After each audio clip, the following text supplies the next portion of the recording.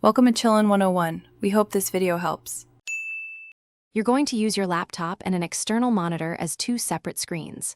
First, verify your laptop supports external displays and pick the right cable or adapter, HDMI, DisplayPort, or USB-C with DisplayPort Alt mode. Connect the cable to both devices and plug the monitor into power.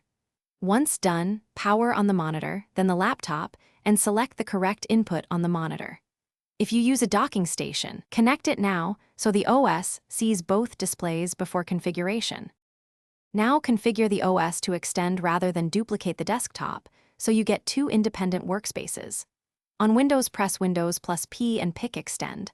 On Mac OS, open System Settings Displays and arrange the screens visually.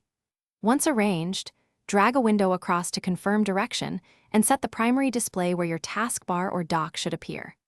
Adjust each monitor's resolution, scaling, and refresh rate to match clarity and performance. If you use touch or pen input, calibrate per display so inputs map correctly.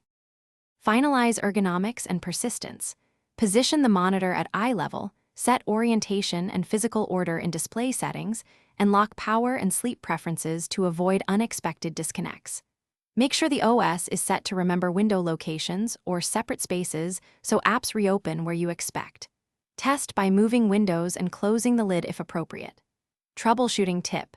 If the monitor shows no signal, swap cables or ports. Update the graphics driver and reboot both devices. Most connection problems clear after trying those steps. Thanks for watching. Consider subscribing if we helped you.